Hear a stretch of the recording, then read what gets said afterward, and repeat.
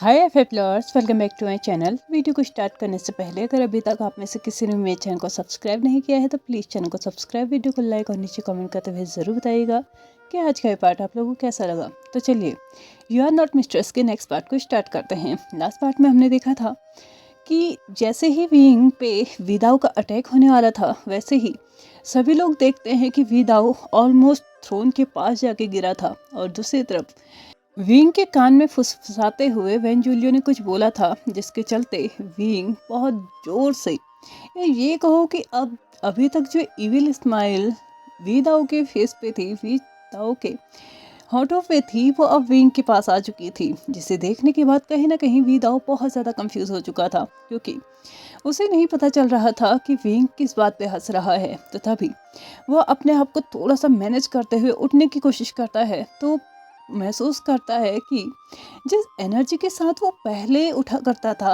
अभी वो वैसे नहीं उठ पा रहा है। नॉर्मली वो उठ तो चुका था, लेकिन उसे उसकी बॉडी में इतना पेन फील हो रहा था ना, कि मानो उसे ऐसा लग रहा था कि उसकी बॉडी का एक भी ऐसी हड्डी नहीं बची है जो कि टूटी ना हो।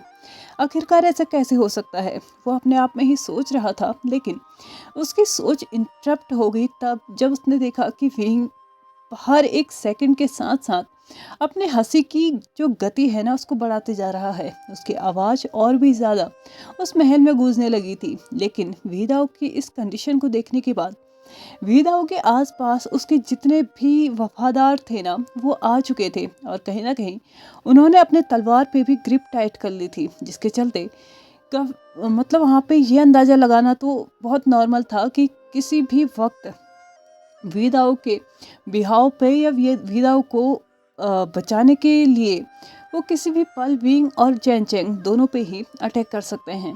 लेकिन शायद अभी ये पॉसिबल नहीं था। वीदाओ जैसे जैसे उठने की कोशिश कर रहा था, उसके शरीर का दर्द और भी ज़्यादा बढ़ रहा था। अपने आप को मैनेज करते हुए उस जगह पे अपने हाथ को रखते हुए, जिस जगह पे उसने वेंजुलियो के द्वारा अटैक को सहा था, उस जगह पे शरीर के यानी कि लेफ्ट साइड को शोल्डर के थोड़ा नीचे, या ये कहो कि चेस्ट पे उसने अपने हाथ को रखा और वहाँ पे प्रेस करते हुए वो बहुत मुश्किल के साथ खड़ा हो पाया था। और खड़ा होते हुए वो विंग के पास पहुंचा और उसे क्वेश्चन किया कि क्या वो पागल हो चुका है, जो वो इतने ज़बरदस्त तरीके से हंस रहा है। क्या उसे डर नहीं है कि यहाँ पे खड़ा इंसान, यहाँ यानी कि जो कि अभी तक वीदाओ का वफादार बना हुआ था, वो इंसान जो कि वीदाओ के लिए सारी सेक्ट की जानकारियाँ इकट्ठा करके लाया था, वो इंसान कोई नॉर्मल इंसान नहीं था। और वीदाओ के कहने पे वो अभी के अभी विंग के साथ साथ वेंजुलियो और चेंग इन तीनों को ही यहाँ पे एक साथ मार सकता है। तो क्या उसे डर नहीं लग रहा है कि जिस जगह पे वो खड़ा है वहाँ पे उसके सर पे मौत मंडरा रही है, और फिर भी वो हंसने की इतनी हिमाकत कर रहा है कि वीदाओ के मतलब धमकी देने के बावजूद भी, उस पे अटैक करने के बावजूद भी, भले ही वो अटैक उसके ऊपर हुआ नहीं था, लेकिन फिर भी वीदाओ ने अटैक तो किया था। एक तरफ जहां विंग का हंसना कम नहीं हो रहा था, दूसरी तरफ वहीं वीदाओ अब और भी ज़्यादा जोश में आ चुका था, क्योंकि उसे ये हंसी सहन नहीं हो रही थी। वो इस तरीके की हंसी अपने अलावा किसी और के चेहरे पे नहीं चाहता था। उसने दोबारा से अपनी तलवार को पकड़ते हुए विंग पे अटैक करने की तो सोची, लेकिन अफसोस वो उस तलवार को वैसे चला ही नहीं पाया जैसे कि वो हमेशा चलाया करता था। इस बात से वो और भी ज़्यादा हैरान था कि अचानक उसके साथ ये सब कुछ कैसे हुआ। और ये एक्शन देखने के बाद विंग और भी ज़्यादा ज़ोर से हंसने लगा था, क्योंकि वो अच्छे से जानता था कि वीदाओ के साथ अभी अभी क्या हुआ है। धीरे धीरे अपने कदमों को थ्रोन की तरफ बढ़ाते हुए विंग फाइनली 2 मिनट के अंदर ही उस थ्रोन पे जाके बैठ चुका था। और ये देखने के बाद वीदाओ का तो मानो खून उबलने को तैयार था, या ये कहो कि खून उबल चुका था। उसने विंग को चेतावनी देते हुए ये बोला कि जल्दी से जल्दी उस थ्रोन से उठ जाओ, वरना तुम अभी इसी वक्त मेरे हाथों मारे जाओगे। लेकिन विंग ने उसका जवाब देते हुए फाइनली अपनी हंसी को रोकते हुए और अपने शब्दों को अपने मुंह से बाहर निकालते हुए उसे बोल दिया कि अगर तुम मुझे मार सकते हो तो मार डालो। उसने एक चेतावनी के साथ, या ये कहो कि वीदाओ को एक चैलेंज करते हुए सब कुछ बोला था। वीदाओ ने फिर से अपनी तलवार को हाथ में लेते हुए विंग की तरफ जैसे ही बढ़ने की कोशिश की तो उसे महसूस होता है कि उसकी पूरी की पूरी बॉडी उसका साथ देना बंद कर चुकी है। इसी के साथ विंग हंसते हुए उसे बताता है कि क्या तुम्हें सच में लगता है कि अब तुम मुझ पर अटैक कर सकते हो। इसके साथ विंग अपने शब्दों को और ज़्यादा आगे बढ़ाते हुए बोलता है कि आज तो छोड़ो, तुम अब जिंदगी भर कभी भी तलवार नहीं पकड़ पाओगे, कभी भी इस तलवार का इस्तेमाल नहीं कर पाओगे। वैसे तो मैं मेक श्योर करूँगा कि तुम्हारे पूरे गुनाहों को कबूल लेने के बाद मैं तुम्हें मौत की सज़ा दूँ, लेकिन हाँ, ये भी सच है कि आज के बाद तुम कभी भी एक योद्धा कहलाने के लायक नहीं रहोगे, क्योंकि जिस इंसान ने तुम पे अभी अभी हमला किया है, जिस इंसान के द्वारा तुम पे अटैक किया गया है, उस इंसान ने तुम्हारी आत्मिक शक्ति को इतने टुकड़ों में बांटा है जिसे तुम इस जन्म में तो क्या अगले 7 जन्म में भी एकत्रित नहीं कर सकते। वीदाओ को ये कुछ भी समझ में नहीं आया कि विंग उसके सामने क्या बकवास कर रहा है। आखिरकार उसकी आत्मिक शक्ति इतनी आसानी से कैसे टूट सकती है। तो तब जाके विंग उसको बताता है कि जिस इंसान ने अभी अभी उस पर अटैक किया, वो अपने सिर्फ एक वार से ही किसी भी इंसान की आत्मिक शक्ति को चूर चूर कर सकता है। और ये सब कुछ हो चुका था वीदाओ के साथ। हालांकि इस सब के लिए वेंजुलियो को विंग ने भी आदेश नहीं दिया था, लेकिन विंग की जान बचानी जरूरी थी, इसलिए वेंजुलियो ने अपनी पूरी फोर्स के साथ वीदाओ पर अटैक किया था, जिसके चलते वीदाओ की आत्मिक शक्ति वहीं पे चूर हो चुकी थी और अब जीवन भर वो कभी भी उसका इस्तेमाल नहीं कर सकता था। वीदाओ को इस बात पे यकीन नहीं हुआ। उसने फिर से अपनी तलवार को घुमाने की कोशिश तो की, लेकिन वो नाकाम रहा वो सब कुछ करने में। और अगले कुछ ही पलों में वो समझ चुका था कि उसकी आत्मिक शक्ति सच में टूट चुकी है, या फिर ये कहो कि इस इंसान ने पूरी तरीके से आत्मिक शक्ति उसके शरीर से छीन ही ली है। लेकिन यहाँ पे भी वीदाओ का जो इविल साइड था ना, वो ख़त्म नहीं हुआ। उसने अपने उस वफादार इंसान को आदेश दिया कि वो विंग की जान ले ले। भले ही विंग की जान लेना इतना आसान नहीं था, लेकिन फिर भी उसने अपने एक लास्ट कोशिश करते हुए ये करना सही समझा। जैसे ही उस इंसान ने अपनी तलवार को बाहर निकाला ही था कि विंग ने वीदाओ के उस वफादार इंसान को रोकते हुए और वीदाओ को आदेश देते हुए ये बोला कि अगर तुम्हें कुछ भी करना है तो उससे पहले उसकी साइट में ज़रूर देख ले। वीदाओ की नज़रें विंग के साइट में लगभग 5 से 10 फीट की दूरी पे जाती है, तो वो पाता है कि वेंजुलियो के तलवार के नोक पे उसके दोनों के दोनों बेटे थे, यानी कि उसके दोनों के दोनों बेटे इस वक्त वेंजुलियो के तलवार के नोक के आगे थे। और अगर उधर वीदाओ का वफादार इंसान विंग की तरफ बढ़ा और इधर उसके दोनों बेटों की जान वेंजुलियो के द्वारा ले ली जाएगी। इसलिए वो इस वक्त ये नहीं चाहता था कि उसके बेटों को कुछ भी हो, क्योंकि उसके बेटों के लिए ही उसने ये पूरा साम्राज्य इकट्ठा किया था। उसने अपने भाई को मारा था, अपनी भाभी को मारा था, उसके होने वाले बेटे को इतनी तकलीफ से अपनी ज़िंदगी जीनी पड़ी। भले ही यंग सेक्ट में विंग को कभी कोई तकलीफ का सामना नहीं करना पड़ा, लेकिन फिर भी अपने परिवार से दूर तो उसे किया ही था। एक ऐसा बच्चा जिसे पैदा होते हुए उसके माँ बाप चाहिए थे, उसने उसे दूर कर दिया था सिर्फ अपने बच्चों के लिए, अपने बच्चों के भविष्य के लिए, इस साम्राज्य के लिए।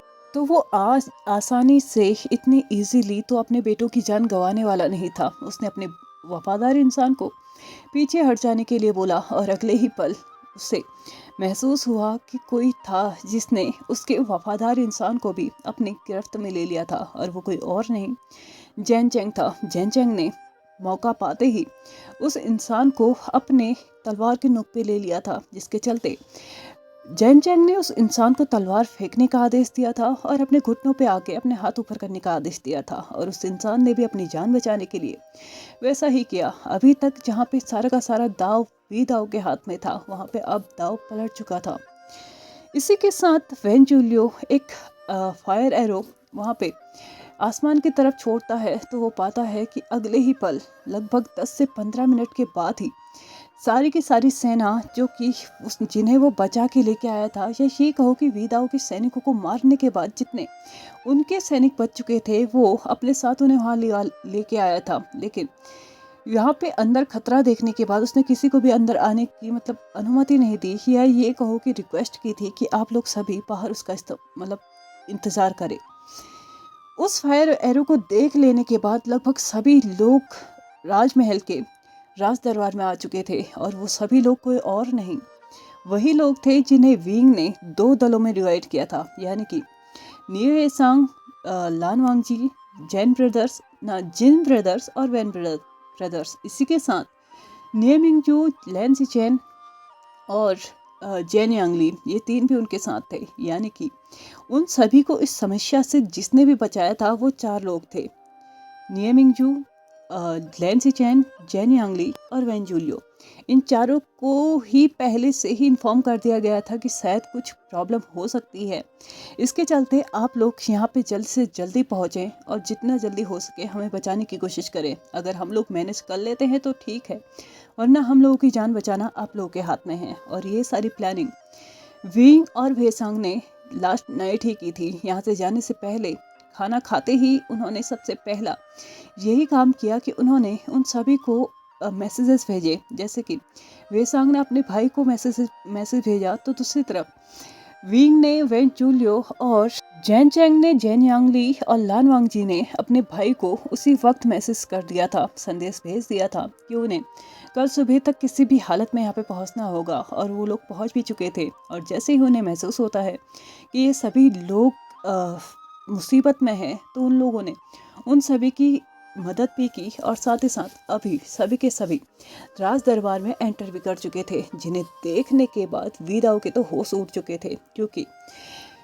उसके वफादार इंसान ने उनके सामने खून भरे कपड़े जो फेंके थे, उसके चलते वीदाओ को भी यकीन हो चुका था कि उन्होंने अगर औरों को भी ना भी मार सके होंगे तो भी उन्होंने लान वांगजी और वेसांग, इन दोनों को तो मार ही दिया होगा। भले ही ये आसानी से देखा जा सकता था कि लान वांगजी और वेसांग दोनों ही उन कपड़ों में नहीं थे जो कि उन्होंने लास्ट नाइट पहने थे, लेकिन हाँ, वो लोग सही सलामत थे। कुछ खरोंचे थी उनके शरीर में, लेकिन योद्धा के शरीर में खरोच होना ही उनकी असली निशानी होती है योद्धा होने की, तो इसलिए ये एक नॉर्मल सी बात थी। वहाँ पे सभी लोग जब पहुँच चुके थे तो वीदाओ इस वक्त विंग की तरफ देख रहा था और विंग धीरे धीरे उन्हें बताने लगता है कि कैसे उसने उसके प्लान को क्रॉस प्लान किया था, या ये कहो कि उसके प्लान के ऊपर उन्होंने अपना मास्टर प्लान खेला था।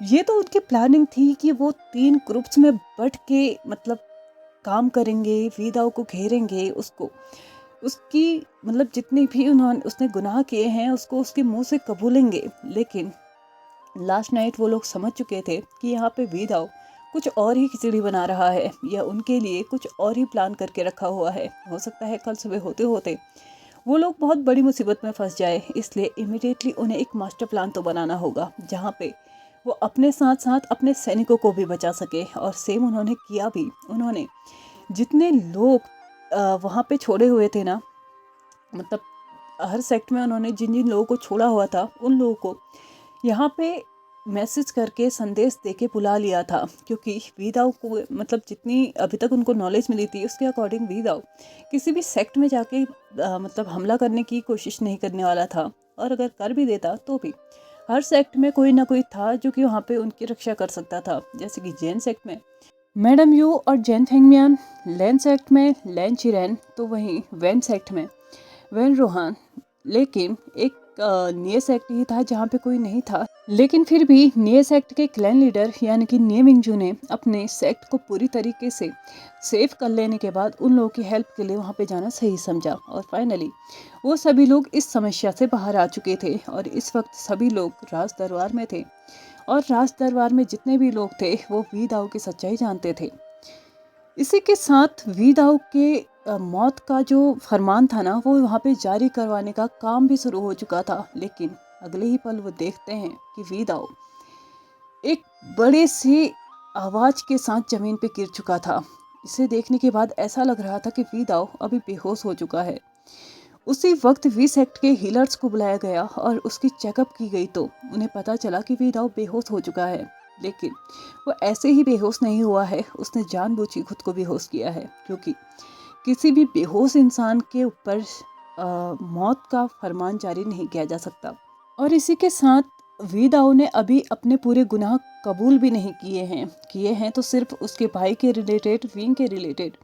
बाकी जितने भी जनता में अभी तक उथल फुथल मची है उसके रिलेटेड उसने कुछ भी एक्सेप्ट नहीं किया है। और जनता का जब तक वो गुनहगार है तो उसे गुनाह एक्सेप्ट करना होगा। इसलिए उसे होश में आना होगा, और वो होश में जब आएगा तभी उसको सज़ा भी दे दी जाएगी। यानी कि जब तक वो बेहोश है उसको सज़ा नहीं दी जा सकती। और ये एक रूल है जो कि राज दरबार के साथ साथ सभी क्लैन में भी चलता है। और यहाँ पे भी सेम रूल है कि वीदाओ अगर बेहोश है तो उसे किसी भी तरीके का सज़ा नहीं दी जाएगी। इसी के साथ विंग ने उन सभी को आदेश दिया कि जल्दी से जल्दी, जितनी जल्दी हो सके, इसे होश में लेके आने की कोशिश की जाए। लेकिन वी सेक्ट के हीलर्स ये पहले ही बोल चुके थे कि शायद इसे होश में लाना इतना आसान नहीं होगा। ये सारी बातें सुन सकता है, सारी की सारी बातें महसूस कर सकता है, लेकिन ये अपनी शरीर को मूव नहीं कर सकता। और वो लोग नहीं जानते हैं कि कब जाके इसको होश आएगा। मुझे भी नहीं पता कि वीदाओ को कब होश आएगा। तो चलिए आज के इस पार्ट को हम यहीं पे ख़त्म करते हैं। वीडियो पसंद आई हो तो please like share subscribe and comment करते हुए जाएगा। लास्ट पार्ट में बहुत कम व्यूज़ आए हैं, जिसने वो पार्ट नहीं देखा है पहले उस पार्ट को जाके ज़रूर देख लीजिएगा। और नेक्स्ट पार्ट में हम देखेंगे कि वीदाओ ने ऐसा क्या किया है खुद के साथ जो कि वो अचानक बेहोश हो गया। क्या वो बचना चाहता है या फिर से उसके दिमाग में कुछ प्लानिंग्स चल रही हैं। तो चलिए आज के इस पार्ट को हम यहीं पे ख़त्म करते हैं। Thank you so much for watching my video and bye bye.